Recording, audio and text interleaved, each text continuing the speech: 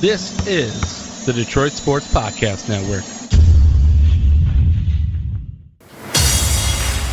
What's up, Detroit sports fans? Welcome to Fan Report, a show made by fans for fans, powered by the Detroit Sports Podcast Network. I'm Nick, and with me is Andrew's going to give us this week's topics. Now that we're a couple weeks post-lottery, we're going to take this chance to take a step back and just take a wide look at the state of Detroit sports as a whole. And after, we'll probably get into nitty-gritty and break down some breakout candidates for the Lions. It's a Fan Report. I feel like this is almost like one of those crutch topics. Stepping back and understanding that, well, first off, understanding that there's really not much going on with the Pistons and Lions, who are the two teams that we cover on this show. This is the topic that you put in when it's, hey, we're coming off 4th of July weekend and not much has happened. Right, exactly. I mean, granted, we had the golf tournament in town. We had the Rocket Mortgage Classic. So, I mean, it's not like Detroit sports were non-existent because you had the Tigers play, who have actually been playing solid baseball over the last couple of months. I believe they're 7 games above 500 since, like, the beginning of May or, like, late April or something like that, which is unbelievable when you looked at this roster coming into the year.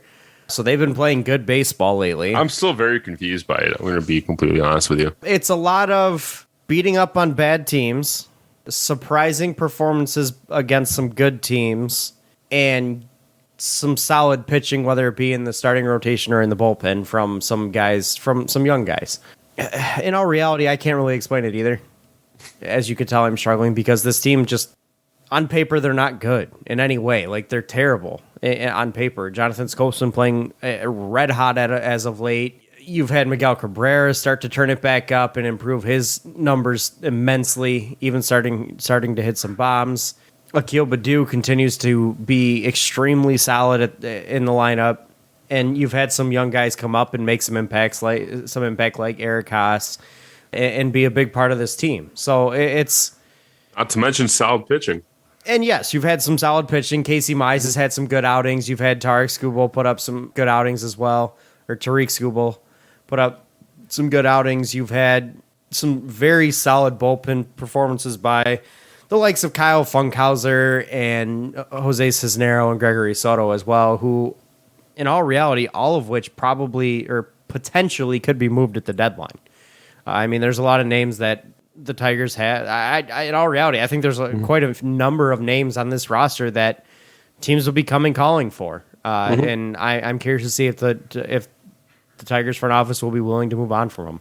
But here's my question for you real quick. As someone who's not as well-versed in Tigers baseball, I know we have some really nice young pieces in guys like Casey Mize, Akil Baddoo. We still have Spencer Torkelson coming in. Pump the brakes on Akil Baddoo. I would not call him a really nice young piece just yet. There's a reason why we have him. He was a Rule 5 draft player, which means another team gave up on him as a prospect and made him available to the Rule 5, and you picked him. And but doesn't mean those guys can never pan out. No, but they very, very rarely do. Like, it's very uncommon for a guy like that to become a really big-time everyday player in your lineup.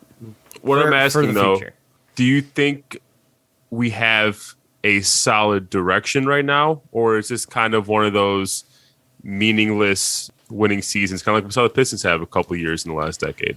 So I'm not really going to call it a meaningless winning season because in baseball, it's not, it's kind of like football where picking anywhere in the first round, you still have a good pick. You know what I mean? That's how it is with baseball.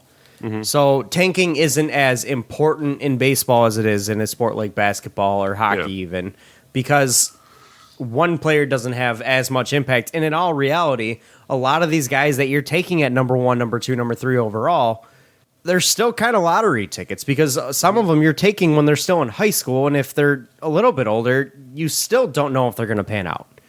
Like, baseball is probably the least sure thing when it comes to your draft picks of any of the sports. So I can't really call it a meaningless season when your team is starting to show some life and winning, and maybe Akil Baddoo does turn into a roster piece and a guy you have in your outfield as an everyday guy. But when I say like meaningless, I'm talking about more like blip on the radar, more an actual upward trend. That's what I mean by meaningless. I think there's a little bit of a middle ground here. And I think that's where the truth lies here, because I know it's kind of like I'm sitting on the fence here, but I really do believe it's more middle ground. This team is not as good as they've been playing. I do think a lot of it is a fortuitous schedule, meeting up with the good teams at the right time against them. You know, they weren't playing their best baseball, and looking forward, you are playing one of the easiest schedules in the game over the next month. Like you're going to have a stretch where you look a lot better than you actually are. However, there is some positives to look at here. Some of your young pitching that you were so highly touting is starting to show why they were so highly touted. You're starting to see production from guys like Eric Haas that you really didn't entirely expect to. Riley Green continuing to perform well in the minors, and then Torkelson starting to pick it up in the minors as well. So you've got guys starting to show some life out there, and you've shown that you can develop a back end of your bullpen and get a couple of guys there that are some really solid pieces. So I do think this is a step in the right direction. I would put a ton, and I mean an extreme amount of credit on the shoulders of your manager and AJ Hinch. I think he is an incredible manager, and you lucked out with the fact that he was kicked out of baseball essentially and had to bear the weight of all of the punishments that baseball brought down on the Houston Astros for cheating. And you lucked out, gave a chance, gave the guy another chance, and he was a big time winner for you. Because this team would not be playing as good a baseball if AJ Hinch wasn't there. I think he deserves. And I'll tell you right now, as of this moment, AJ Hinch deserves Manager of the Year for what he's been able to do with the roster he's been given. I don't know if there's another manager in baseball outside of a couple that could do the same thing. And I do think it's a step in the right direction in certain aspects, but I also think it's a blip on the radar where, I don't expect all of this to continue long term. I don't expect all of these guys to be this good long term. But it is something to be positive about with this team, for sure. But and I want to tie that into, our first topic here. But before we get into that, how was your 4th of July? Oh, yeah, it was a good 4th of July. It was really busy. I have a funny story actually from the 4th of July. On Friday, went out with some cousins to go see a house techno show, a famous local artist by the name of Claude Von Stroke. And I was told that there was an additional ticket. Nice. That I could use to get in the show. I can already tell where this is going. Nice. Go pregame, go out, get to the venue, find out there is no additional ticket. And nobody was scalping tickets outside. We tried. Cut to Andrew sitting by himself in the city of Detroit in the middle of the night. Where'd you end up going? Well, initially I was going to see... And none of your cousins knew the bouncer, knew anybody that can sneak you in the back door? They tried to pay off the bouncer. It didn't really work. Okay. And you didn't know anybody that could sneak you in the back door? No, I wish. I tried to go to the ticket booth and be like, and try to pretend I had a ticket, and it wasn't working, and that didn't work either. So I tried ways.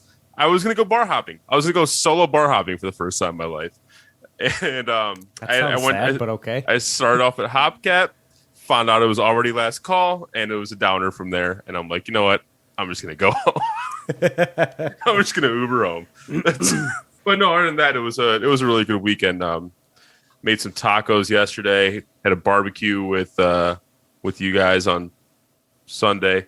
Yep. Mm-hmm. Did a little barbecue and a little swimming in our buddy's pool. Also, we had one of our neighbors. Nick, you've been to my house. You know how my backyard has a pond, right? And the land on either side of the pond is kind of slanted towards the pond. So our neighbors decided they want to pop off some fireworks. So they went to the other side of the pond where the land is kind of slanted towards our house. In their mind, this sounds like a great idea. They're shooting fireworks straight up, but they're actually shooting them angled towards our house. Yep. And I'm talking heavy duty fireworks for a good hour and a half. The next morning, you just see shells all over our yard, all over our patio, on our roof, on our cars. And we have people coming over. And nobody in your family went out and yelled at them? I mean, it was like I didn't want to be that guy. Like, oh, hell no. If you're shooting fireworks that are angled at my house, I'm going to be that guy. I'm going to be that guy. I don't want to be the guy yelling about fireworks on the 4th of July. Oh, no. It's not yelling about fireworks. It's yelling about them, aiming them at your house. Yeah. That's allowed. Yeah. That's okay. You're allowed to do that. That's allowed.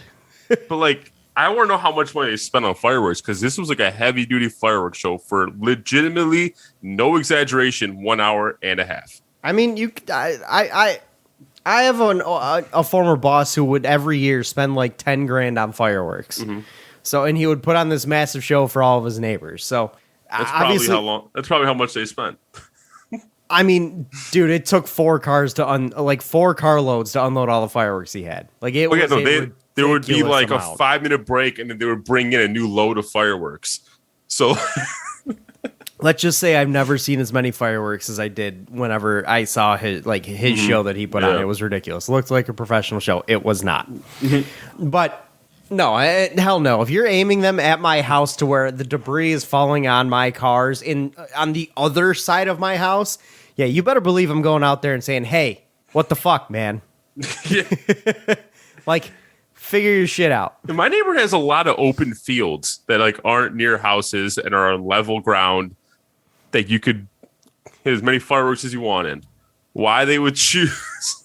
I won't go there. I don't know. Some people just don't have a brain in all reality. And I'm not somebody who, I personally believe you should be able to shoot off whatever fireworks you want, obviously within reason. I'm fine with what we got now, as long as you're not stupid about it.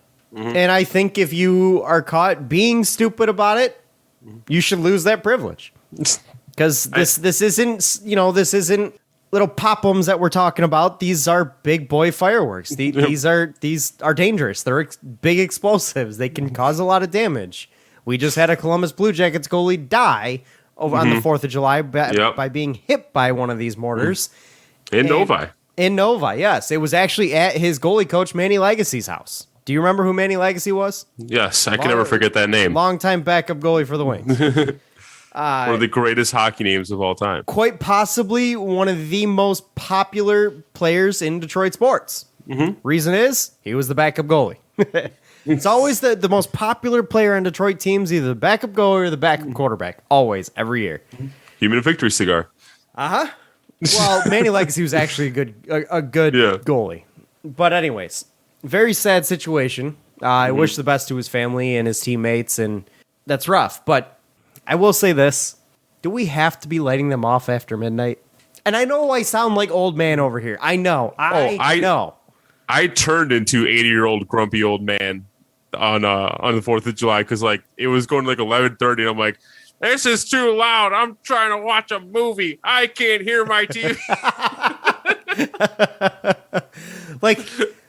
Honestly, 11:30, fine. You're doing them that late, whatever. It's the 4th of July. It comes around once a year. I don't care. That's fine. Yeah. But after midnight, just go sit in your garages and drink like normal people. Technically, you're supposed to be done by 11:45. Yeah, that is the law. They're loose with it on the 4th of July. They're pretty loose with it. Well, actually, no. That's you're only allowed to shoot off fireworks day before, day of, day after a holiday, unless the holiday falls on a Sunday. Yeah, but I'm saying on that actual day, they tend to be pretty loose. I was hearing fireworks go off well after midnight. Right. Yeah. As I was. Also, when you have a dog that has anxiety, it's miserable. Oh yeah. Oh, I think your dog would have had a full-blown panic attack in my house. It literally sounded like we were being shelled. Same here. Here's how we were able to calm her down Saturday night, because we had to deal with this Saturday and Sunday. Saturday night, she was going nuts. And where a lot of dogs will just shake and hide underneath something or hide in the bathroom, hide under the bed. No, my dog, I have 2, but one of my dogs is perfectly fine, is scared of nothing. Mm-hmm. The other dog, she shakes, runs around panting, and won't sit still. She climbs up walls, jumps on you, jumps off of you, jumps back on you, jumps off you, goes in her crate, comes back out. She goes nuts. And you can't do anything to calm her down. So Saturday night, we're blasting reggae, Bob Marley playlist for hours until 1 o'clock in the morning to get her to calm down. because she can't sit still. And apparently that's what you're supposed to do with dogs is play some reggae music. And it worked? I feel like if we hadn't played it, it would have been much worse. So it worked to an extent. So it helped. It did. It definitely helped. The second night, she was actually a lot better. So the actual 4th of July, she was a lot better. We listened to a little bit of Bob Marley playlist again, and she was a lot better that night. So we actually got to get some sleep. Hooray! But no, I don't know. I don't know what it is. Like, I feel like the older I get, and again, I don't want to turn into this guy, but like, I just start finding like fireworks have started going from fun, and now they're like turning into the obnoxious territory. They're a nuisance. Yeah. Like, I kind of agree with you. And I'm like, I don't want to turn into this guy. This is not what I want to turn into. I love explosives just as much as the next average male. All right? Every man in the world loves explosives and blowing things up. Every dude does. I love them just as much as the next guy, but I'm kind of right there with you where I'm like, as I get older, I'm like, do we really need to do this? I feel like I'm going to be in that territory until I'm in the position where I have kids. So I'm like, let's entertain the kids. Yeah, fair enough. I firmly am happy with everybody who decides to exercise the right and celebrate this country, but sometimes it gets annoying. Anyways, I do hope everybody had a happy and safe 4th of July. Wait, how was yours? You didn't even see how yours was? Well, let's see. What did I do? Right. Saturday, I had to think about that for a second. It was a long weekend. Saturday, I went to the Rocket Mortgage Classic. And I tweeted out a couple of pictures, got to see some of my favorite golfers up close. I got to be within a few feet of Ricky Fowler teeing off on number 7. Did you tell Phil Mickelson how much you want him in Detroit? While I agree with that sentiment, and I would love to see him come back, the amount of overpouring and overbearing love, if you want to call it that the city of Detroit gave him, it got to the point where it was a little bit creepy. You would have thought like a tragedy happened. Yes. It got to the point where it was a little bit creepy. I'm not going to lie to you. Like, I won't lie to you. It was, you had people that bought one of those giant flyover banners and had it flown over the top of the golf course saying, please come back, Phil. We love you. And then listed their names. The names is what did it for me, honestly. Like, it's one thing to say Detroit loves you, Phil, over the golf course. Like, fine, whatever. That's a little ridiculous. But to then put your names on it, dude. That's too much. Like, he's totally gonna know who we are now. Right. And my favorite part was it was only their first names. Yep. That was the best part. It was only their first names. Of Bob, Jim. Oh, man. It got a little bit embarrassing for the city of Detroit by the end of it. I'm not going to lie. Like, it started off as a good rally, and then it just got to be a little bit too much. But it was cool to see Phil Mickelson. I would consider that as a golf fan and a golfer, that to be like almost, not really necessarily a once-in-a-lifetime type deal, but like almost a once-in-a-lifetime type scenario where like I may never get that opportunity again. And it was really cool. But I wouldn't put it as something like, oh, you have to do it, otherwise you haven't lived. So, but either way, like it was really cool. I got to see Phil, Ricky. This is my second time going to the Rocket Mortgage Classic, so it was just as good as the first time, I think. Weather was nice, a little bit warm, but not too bad. Not as bad as 2 years ago, but and I'd absolutely go again. It's always a good event every single year. It's cool to see. I think Detroit Golf Club is a beautiful golf course. Okay, so I got to tell you about this one shot I saw. All right, so I believe it was Siwoo Kim and Ricky Fowler that were partnered up in the third round. It was either Siwoo Kim or Sung J.M. I think it was Siwoo Kim. It was. And I can't remember which hole it was, but it was a par 5. And Siwoo Kim's tee shot just sails off into just pushes it off to the right. It goes into the adjacent fairway. And he's in the adjacent fairway, and he's lining up the shot. And we're thinking, wait, is he going to go for it? He's got a wood out. He goes back to his bag, pulls out a driver. He goes driver off the deck and puts it like damn near close to the green from the other fairway through the trees. It was one of the most ridiculous shots I've ever seen. And I was like, oh my God, that was unbelievable. And the buzz that people had when they saw him pull out driver was great. Everyone was like, wait, is he pulling out driver? And come to find out, Bubba Watson and Phil Mickelson also did that. I'm pretty sure on the exact same hole. Push it into the next fairway. except they did it differently. Phil Mickelson went stinger style under the trees like Siwoo Kim did. Bubba Watson lined up aiming at the tee box of the fairway he's on and then faded it over the trees and put it just short of the green. It was ridiculous. And if that doesn't go to show how much better these guys are at that game, at that sport, than the rest of us are, I don't know what will. Because you go ahead and try hitting a driver off the deck through trees to the green on a par 5 and getting it even close. Or getting it off the ground. I'm happy when I hit a driver off a tee 50 yards, let alone off the deck over a tree. Oh, man. But no, it was a lot of fun. Ricky Fowler's one of my favorite players on tour, so to see him and follow him for a while was a lot of fun. I got to spend the day with my dad. My siblings and I, we took my dad to the tournament this year for his birthday because birthday's this week. That's a good birthday gift. Yeah, I mean, I like golf because my dad taught me how to play, and I grew up playing golf because of my dad. So, and he's a big fan of it, so that was nice to do and nice to, spend time with my family and my little sister's boyfriend as well. So it was a good time. We had fun. We went out to eat afterwards as well, and that was pretty much the day. I spent the rest of the night at home. They went out to our lake house. I had too much stuff I had to do. But then Sunday, obviously, the barbecue with you and our buddy, and then Monday, I just kind of hung around. I didn't really do too much. Well, you had a chill day Monday. Yeah, I did. I don't get a lot of those. It was kind of nice. I had to cook all day on Monday. That sucks. I cooked Monday night. There you go. So let's go ahead and get on into the first topic here. And I kind of started things off with the Tigers, but I wanted to kind of look at the state of the rebuilds in this town.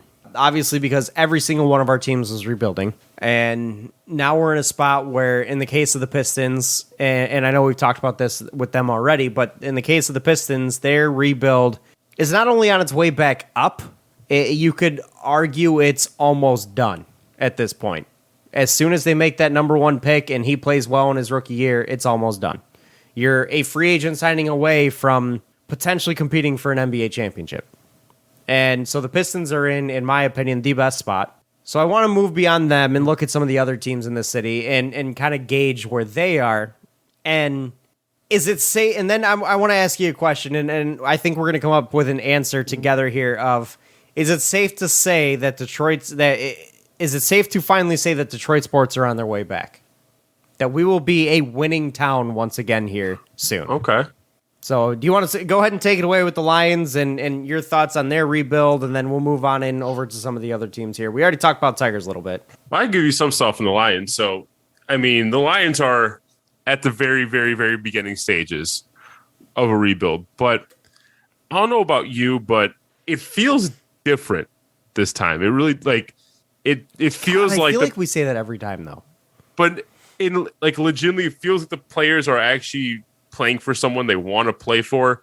For example, Anthony Lynn, who we brought on our coaching staff, he'd actually came out and said that he'd plan to take a year off, but when he interviewed with the Lions, he really had a feeling that they were building something special, which is why he decided to nix that year off and actually come on Dan Campbell's staff. Right, I did see that article today. Now, is this, before you go too far, is this a situation where we feel like the players actually want to play for this guy, or is it, do we think the players want to play for this guy? Because the players have come out already and said that just the aura around practice and around the practice facility is a complete 180 from what it was just the year prior. We're going to preface that by saying the bar was not set that high. It was not set that high. but and in terms of actual physical roster building, again, you have quite literally a beautiful foundation in terms of, as long as this offensive line pans out the way it looks on paper, you have a great foundation already to build a really good offense. You have who could very well be this year a top 3 tight end in the league in TJ Hawkinson. And you have a really high potential budding young running back in DeAndre Swift. So you have pieces on that offense to really get things started. Defense still needs some work. But I do think that the Detroit Lions are in a good spot for a first year of a rebuild. And I'm actually optimistic for the first time in a while about the Detroit Lions. Now, will I say they're ahead of anyone else in the city? I'd be hesitant, but I'm optimistic. I'm not going to say that their rebuild is ahead of anybody else's because, like you mentioned, it is kind of in the beginning. Like, this is almost the first year of the rebuild. But I think that football is probably the easiest sport to turn things around, so to speak. And the reason I say it is because the sport is quite literally designed for bad teams to be better the next year, just based on how they structure the scheduling. Going from worst to first is a definite possibility, and we've seen it before. And now, am I saying that this team is going to do that? We got no favors in the scheduling this year. No, we didn't. But that doesn't mean we won't next year. But do I think that this team is going to go from worst to first over the next couple of years? No, I don't think we have enough talent quite yet. We haven't even seen Dan Campbell coach a game. Like, it's hard to project that. But we do have 4 first-round picks over the next couple of years. We do have a coaching staff we believe in, and a front office that's made the right moves so far. There is a potential that the quarterback that we have on this roster could return to his Pro Bowl form. Mm-hmm. He's still pretty young. I mean, there are pieces on this roster that could come to form and end up progressing and being better than we thought or meeting expectations in this town. And that would be Did you read that? No, continue, sorry. That would be something that would push this team in the right direction and move along their rebuild a little bit quicker. Speaking of the quarterback, did you read that report? I think it was. I want to say it was The Athletic that put it out, but it might not have been.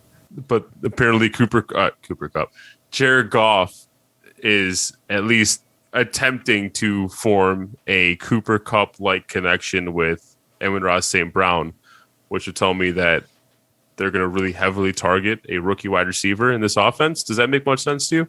Yeah, it does. I think wide receiver is one of those positions a rookie can shine because it's you run this route, we throw you ball, you catch ball. It's really not that difficult. I mean, obviously there's more nuances in the pro game is quite a bit more difficult when it comes to the physicality of things. But if he's a good route runner, which I believe he is, and he's got good hands, which I believe he does, you can succeed in this league from the very beginning. I mean, look at what Justin Jefferson did last year. Look at what Calvin Ridley was able to do in his rookie year. I mean, there's tons of rookies out there at the wide receiver position that succeed. Look at DK Metcalf.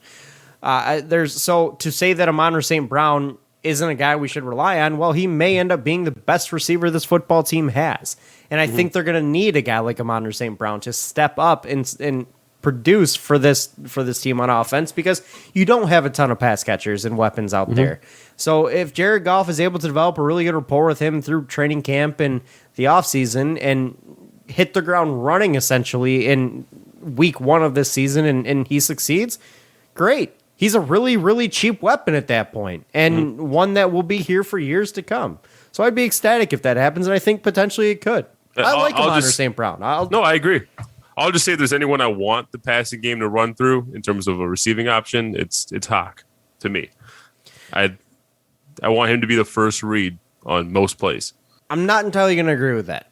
And the reason I say that is because I don't put him up there with the Travis Kelce's of the world. I don't quite think he's there. I don't quite know that he's ever going to get there. Do I think TJ Hawkinson is a really good tight end in this league? Yes, I do.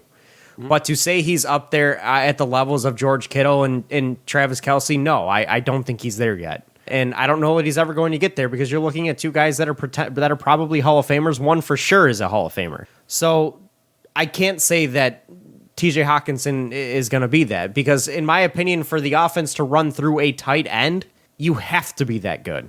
And I'm not quite ready to say TJ Hawkinson is that good just yet. You know, guys like George Kittle may have a little bit more speed or physicality than TJ Hawkinson that set them apart.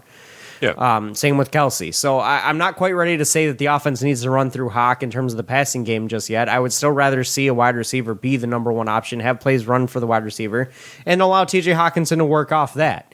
I think that's where Hawk can be most successful is when he's not the number 1 guy, you know, because if he is, he's going to draw a little bit more attention to the defense if they know that, hey, they run their offense through him, and that may put a little bit too much pressure on him and may cause him to stumble a little bit. Remember, he is still very, very young. Yep. So I would rather take a little bit of that pressure off of him. Granted, I do expect him to be a leader on this offense this year, but I'm not quite ready to say that the offense in the passing game needs to run through him. You can run plays for him, but I'm not ready to say that he's the first option on passing downs every time, or even close. Yeah, I mean, I'd be comfortable saying that Hawk is, like, right now going into the season, Hawk is a top 10 NFL tight end. I would say he's top 5. And I was saying he has a potential to creep into that top 3 territory. I mean, yeah, a lot of people would agree with you on the top 5. I always tend to be conservative with my rankings. I would say he's top 5. However, like there's, in my opinion, there's only 2 tight ends in this league I run my offense through. It's Kelsey and Kittle. Like you have two guys in the S tier that are so head and shoulders above anybody else at the position that it's just not even close and it's not even fair. That's where I stand on that. Is for an offense to be successful running through a tight end, they have to be Hall of Fame good. So I actually just pulled up the CBS ranking, and they do have Kelsey, Kittle 1 and 2. They got Darren Waller at 3. They have Hawk at 5. Do you know what separates Hawk from the top 3? What player? Robert Tonyan. Kyle Pitts. Really? What? That is bold. He hasn't played a snap, and you're already putting him at 4. Interesting. Okay. That is bold. All right, fair enough. I mean, okay, in all reality, and let's, I'll take off my Honolulu blue glasses here. Kyle Pitts, and we've talked about it extensively pre-draft here, is a guy that I don't even know that I can consider him a tight end. He's a wide receiver in a tight end's body, and he's got the speed of a wide receiver and the hands of a wide receiver and the route running of a wide receiver. Like he is a wide receiver just that's really, really big. And frankly, when it comes to Kyle Pitts, he's probably one of those guys I'd look at as being, in terms of pass catching abilities, every bit as good as some of the top guys. So it makes sense because where TJ Hawkinson may not be that elite tier pass catcher type player, Kyle Pitts maybe. Like, I think TJ Hawkinson is really, really, really good. Not quite ready to say he's an elite tier pass catcher just yet. No, all I'm Kyle saying Pitts, is I have absolutely no idea if he's going to be. He's just built to be that way. I think we should never be ranking players who've never played a snap or coaches who've never coached a game in a ranking. It just makes no sense to me. But moving on. I think it depends on the situation because there's a lot of people who are extremely high on Zeke Elliott when he came into the league for good reason. Yeah, I know, but don't actually put him in a running back ranking before he plays a game. That's all I'm saying. So just learn from David Wilson. David Wilson was ranked as one of the top running backs coming into the league in 2013. And his first game, he had like 20 yards and 4 fumbles. And then he never played again. David Wilson's been a stud the last couple of years. Are you thinking of the right David Wilson? Probably not. I'm thinking of the dude that plays for the Niners that's a monster. No, that is, what's his name? It's another Wilson. Not David Wilson. I thought that was David Wilson. What's his name? Who is the Wilson for? Oh, now I'm losing it. Anyway, move on. We'll figure it out. So did you want to break down the, well, you already kind of broke down the Tigers. So do you want to talk about the Red Wings? I'll say the Tigers with, I'll do the Tigers with this. Tigers rebuild. Jeff Wilson is who I'm thinking of. Yeah. Jeff Wilson. Tigers are a team that the rebuild is starting to come forth and show itself a little bit, surprisingly. I'm still not quite ready to say the rebuild is in the right direction. Because I'm not, I still think they're missing some very big pieces in this rebuild. So, but anyways, moving to the Wings, again, here's a team that is now a few years into their rebuild, a couple of years under Stevie Y. With the NHL draft coming up, you're at the number 6 spot, projected to take one of the 2 Michigan centers. So there's another player, a centerman that'll really help this team in the future. And it's really going to come down to the continued development of the young guys. You know, Mo Sider, we fully expect to be a full-time player next year and slot in as probably a top-line D-man. You saw Michael Rasmussen come up and play some minutes. You saw Joe Valeno come up and play some valuable ice time as well. And then you obviously have the continued progression of guys like Philip Zadina. And Dylan Larkin and Tyler Bertuzzi when he comes back. Obviously, they're a little bit older, a little bit more, we know what they are. But then you bring back Jacob Vrana as well. This team has a lot of good pieces. And I don't say that lightly. There's a lot of really good pieces on this team. I think Larkin is a very good piece. I think Bertuzzi's a very good piece. I think Vrana is a very good piece. Mo Sider is probably your only great piece in my mind. You have, a lot of other young guys that are showing promise. I still think the Wings are missing one key component, and it's like that star, that guy who can really set you apart. And I don't know what they're going to get in this draft. Cunningham. Yeah. Right. I think the Wings are in a better spot than the Pistons were with their rebuild because, granted, this year really kind of went the other direction with that because of the emergence of guys like Sadiq Bey and Isaiah Stewart and Jeremy Graham. But I think the Wings are in a similar spot to where we have really good key pieces to this roster that are going to be a part of the future, but we're missing the one key goal-scoring component, and I'm not sure that we're going to find it in this draft or where we're going to find it. I know a lot of fans have been talking about potentially trading for Captain Jack and Jack Hughes over in Buffalo. I'm not quite sold on that idea because of what you'd have to give up to get him. You know, I don't want to give up too much, especially for a guy that could potentially have a career-ending neck surgery. Who knows? But I think the Wings are in a good spot, and the rebuild is starting to turn back around. We saw it step up this year, and I think they're going to take another step forward next year. I'm not quite ready to say that they're competing just yet, but I think give it not next year, but the year after, I think they flirt with the playoffs. And the year after that, I expect them to make the playoffs and compete and be a team that can make some noise. So I think the Wings are still about 2, maybe 3 years away, in my opinion, for their rebuild to be not quite done, but in the same spot that the Pistons are looking at being after this season. Yeah, and for the Pistons, for example, I'm looking at after the 2022 offseason, so 2022, 2023 season, it being when we're really cooking with our basketball team. As long as you don't get free agents passing up on the Pistons, because that's the year that they're really going to have to make some big moves. Yep, that's why. It's because of that offseason. I'm banking on that offseason. As long as you're able to get your number one option in free agency, or at worst, your number 2 option, I think this team will be cooking and ready to go. If you end up having to settle for number 3 or number 4, it may not be as pretty. You may end up still making the playoffs, but you may end up being like the New York Knicks or the Atlanta Hawks in the 5-6 hell. Granted, the Hawks played a lot better in the playoffs, but you could be in that 5-6-7 hell that is never good in the East. Now, I think the Lions are more like a 4-year trajectory because they still have a lot of holes to plug.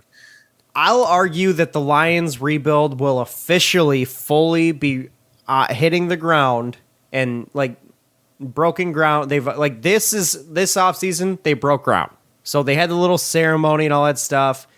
I think next offseason, considering I really don't expect Jared Goff to be good enough for them to want to keep him around, but as soon as we get the quarterback of the futures, I think where we start seeing cranes erected and we start putting in foundations and building this thing up. Yep. So yeah, that's why I'm on the 4-year trajectory because I feel like Jared Goff's going to be here for a couple of years. So 4-year trajectory for the Lions is fair. Yeah. Tigers, I'm going to still put it that 4-year trajectory as well. Pistons, I'm at 2 years, 2 to 3, and Wings, I'm at about 2 to 3 as well. We're talking 2025 is going to be when Detroit sports rules the world again. It'll be a good decade from 2025 to 2035. Kind of like the 2000s. It was a good decade from actually it was a good decade all around for Detroit, except for the Tigers till the end. Tigers were delayed. Well, the Lions never. 6. They went to the World Series. Yeah, like the Tigers had the second half of that decade. Yeah. The Lions had none of that decade. No. The Wings had all of that decade. And Pistons had like 3/4 of that decade. So yeah. So I think 2025 to 2035 will be good times in Detroit sports here. Yeah. So, but let's go ahead and pivot here. I know we've talked about Pistons outbreak candidates quite a bit, but Breakout, yeah. Don't talk about outbreaks. Dude, I swear it's ingrained in my head. Let's talk about some Lions breakout candidates for this upcoming season. Andrew, let's hear some of your candidates here. I have 2 in my head right now, and then the most recent news article that I brought up kind of put a third, but my initial 2 were going to be DeAndre Swift, and that's based on the offensive line, first and foremost, and how I believe our run blocking is going to look coming into this season, and the fact that I just don't really believe in our passing game that much this season. So I do think that this offense is going to be leaning on the run and on checkdowns. So I think DeAndre Swift's going to get a lot of work in this offense, and he's obviously going to Jamal Williams just found him a little bit too. But I do think DeAndre Williams gets the bulk of the work. DeAndre Swift gets the bulk of the work in the offense. But the other guy that I'll mention that we haven't talked about is Quintez Cephas. And that's because he's coming back in his second year. From what I can think of, he might be the veteran of this core already. This wide receiver core. Maybe one of the most longest tenured receivers on this in this core, yeah. As odd as that sounds.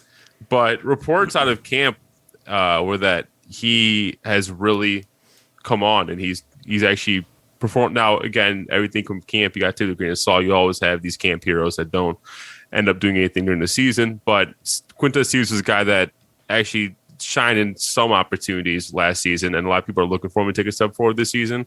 So the fact that he has been having an extremely good camp is encouraging.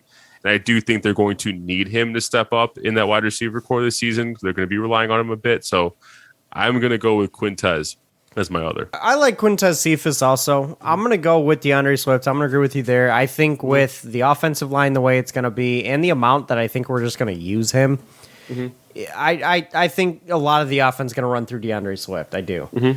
My second guy, I'm going to go with Amon-Ra St. Brown. I know he's a rookie. It's fair. But I think he's going to have a very solid rookie season. Do I think he'll be the leading pass catcher on the team? Probably not. He might not even be number 2. But he'll be a guy that'll cement himself as a solid option for this offense moving forward. And I think he has a really good opportunity here this season because he's going to get a lot of targets with how little we have in the pass catching game, that it's going to make him a good weapon for Jared Goff in this Lions offense. Who was your number 2? It was Quintez. My first was DeAndre Swift. My second so was you only had Quintez 2. Cephas. Okay. Yeah, okay. yeah. And I'll be honest, I don't really have one on the defensive side of the ball. It is kind of tough to pick one because, like, you can give the obvious, like, this guy's going to be better than last year award to Jeff Okudah because there's only one way to go. You can argue guys like Amani Oruwariye could take a big step up and be a leader on the defense this year. Jelani Tavai could step up and be a leader on the defense, or you could look at a guy like Levi Onwuzurike, and say that he's going to be a big part. But I think the defense is going to struggle a lot this year in all reality. I'm not going to lie to you. But offensively speaking, TJ Hawkinson is already broken out.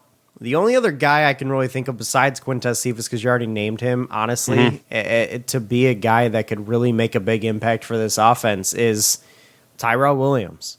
And he's a guy who's proven himself in this league already. He's probably going to be your deep threat target day one.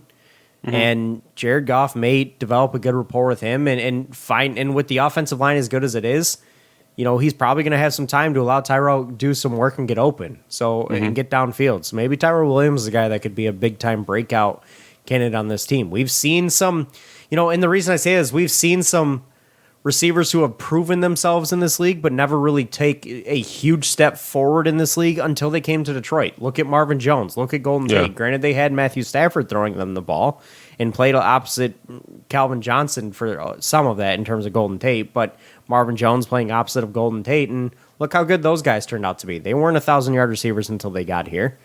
So, there is some argument for a guy like Tyrell Williams being successful here as well. But I think... No, I'm going to go off the beaten track here with my other name. I'm going to say Jonah Jackson. Interesting. And the reason I say that is because he's almost like the forgotten man on that offensive line last year. And he actually really had a really good season. And I know Taylor Decker got the big contract in the offseason. Penei Sewell is the big name coming in from the draft. Frank Ragnow is a perennial all-pro guy. But Jonah Jackson is a really solid guard on the left side of the ball. And I think he's going to take a big step forward this year with the amount of presence that he's going to have around him. I think he's just going to be able to maul some guys and take advantage of the fact that he's playing up against some really, really good talent, or playing with some really, really good talent alongside of him. And he's going to be able to take advantage and make a name for himself in this league as well. So Jonah Jackson's going to be kind of the not so sexy name, but a guy who's going to take a big step forward and be a breakout player on that O-line this year. Having Penei Sewell there kind of really opens things up. So, well, I memean, they're going to play on opposite sides of the ball, but having Frank Ragnow next to you is really going to make it easy for sure. Oh, that too. Because I believe it's going to be, from what I've seen, the line from left to right, it's going to be Decker, Jackson, Ragnow, which is the same as it was last year. Vaitai on the right side interior, and then you're going to see Penei Sewell on the outside from my guess. Ridiculous. As long as Vaitai, Big Daddy V can stay healthy, yeah. And as long as Sewell lives up to the expectations, yeah. Absolutely. Now, if only we had that. Now, if only we had that defensive line of like the 2011 Lions. Seriously. Oh, God. Oh. You'd have the most dominant trench game in the league. Sue, Fairley, Averill. And then you add in the fact that you have probably the best punter in football in Jack Fox, who's only 23 years old, mind you, or 24. I'm making a joke because we were looking at. So I'll preface it by saying we were looking before, trying to look for some topics beforehand, and Tim Twentyman from DetroitLions.com wrote an article of the top 5 candidates or top 5 players to watch this year, and number 3 on the list was Jack Fox. And I just kind of laughed to myself that a punter was on the list of top 5 guys to watch. Like, and I mean, he's earned it. He was amazing last year, but it just kind of tells you what it's like to be a Lions fan. when your punter is earning recognition on the team in terms of like top 5 players to watch, that's how you know you don't have that much talent on the team yet. Nothing against punters, but no, I 100% agree with you. But see, thing is like this is a thing every year for being a Lions fan. Like we're always excited about the kicker. How excited have Lions fans been about guys like Jason Hansen? Who is our kicker this year? I think it's still like an open tryout, or like they've got a few names that are candidates technically. This is gonna be fun. Right. Over the last time we had open tryouts and a few different names. Yeah, we lost to the Bills because we missed 3 field goals. I remember very well. Trust me. Who was that kicker? Alex Henry, was that his name? I think you're right. I think that was his name, but no. Think about how excited Lions fans get about kickers with Jason Hansen, then Matt Prater. Like we Kickalicious, remember him? Kickalicious. Everybody in this town is excited about the kickers and punters here, so I have to throw Jack Fox up there. But yeah, that I don't even want to remember. I don't even want to think about Alex Henry. Those were some dark days. Really bad kickers that year. Didn't we have like a rookie also to start the year, and then he really sucked? Alex Henry was the second kicker we brought in. And then he really was that the year we had like Del Vecchio or whatever his name was too? I think so. That was a rookie. We had like 2 kickers to start. Both of them sucked. And then Alex Henry was brought in because both the first 2 guys sucked. Then he really sucked. And then they brought in Prater and he was like good enough to keep the job. That was coming off the heels of Jason Hansen's like Hall of Fame career, so that was obviously something we're not used to seeing and feeling here in Detroit. Obviously, other cities feel great about it, but and this sigh of relief when we finally got Prater, we're like, finally a competent kicker. Speaking you can of stop which, worrying about that. Speaking of which, have you seen that like Madden is implementing like home field advantages? Yeah, into their. So obviously, like the big joke was the Washington football team's home field advantage is unstable terrain, which also was the 49ers. So, like, their fields are bad. Mm-hmm. One of them is, I think it's the Chicago Bears. One of them, I don't remember what it's called, but the bonus it gives to the Bears that the other team's kickers aren't as accurate, or it's hard, their kicking meters are off, which I find absolutely hilarious, because weren't they the team that doinked the game-winning field goal off the uprights? Yep. Like, that right there was the most ironic bonus I've ever seen. I started dying laughing when I saw it. Did you see what the Lions' home field advantage is? It was really generic, wasn't it? Yeah, we accelerate slightly faster. Yeah. That's how you know we don't have a home field advantage. It was like, woo. I love how they threw in the word slightly. Slightly faster. Oh, to be a Lions fan in this town. Oh, you know what? Yeah.